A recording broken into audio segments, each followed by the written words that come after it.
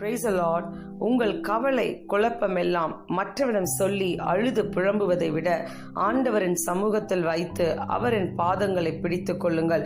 அது ஒன்றே உங்கள் பிரச்சனைக்கான தீர்வு. இன்றைக்கு நீங்கள் ஒரு நம்பிக்கையற்ற சூழ்நிலையில் இருக்கிறீங்களா? இந்த வீடியோ உங்களுக்கு தாங்க.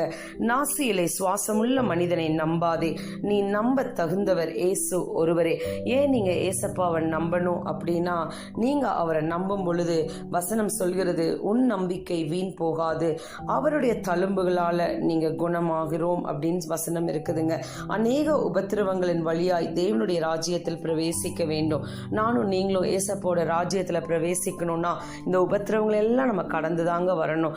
ஆனா இந்த உபத்திரவத்தின் நாட்களில் கர்த்தர் சொல்கிறார், நீங்கள் சும்மா இருங்கள். ஏன்னு பார்த்தா கர்த்தர் உங்களுக்காக யுத்தம் பண்ணுவார், நீங்கள் சும்மா இருப்பீர்கள்னு ஆண்டவர் சொல்கிறார்.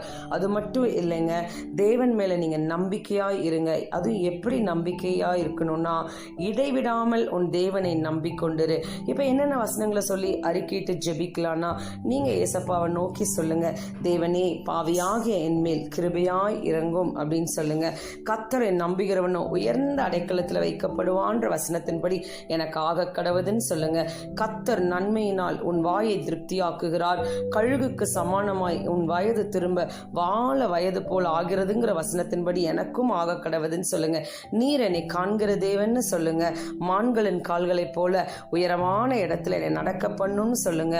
உன்மேல் என் கண்ணை வைத்து உனக்கு ஆலோசனை சொல்லுவேன்னு சொன்னீங்களே ராஜா, எனக்கு ஆலோசனை சொல்லுங்கன்னு சொல்லி கேளுங்க. தாயின் கர்ப்பத்தில் உற்பத்தியான முதல் உங்களை தாங்கினேன்னு சொன்ன வசனத்தின்படி நீங்க என்னை தாங்குங்கன்னு கேளுங்க. யாரெல்லாம் எங்களோட வழக்காடுறாங்களோ அவங்களோடு நீங்க வழக்காடுங்க ராஜா, எங்களோடு யுத்தம் பண்ணிகளோடு நீங்க யுத்தம் பண்ணுங்கன்னு சொல்லுங்க. இப்படி நீங்க ஜெபிக்கும் பொழுது நீங்க சொல்லுங்க, தேவனிடத்தில் அன்பு கூறுகிறவர்களுக்கு சகலமும் நன்மைக்கு எதுவாக நடக்கிறது என்று அறிந்திருக்கிறோம், ஆமேன்னு சொல்லி ஜெபிங்க.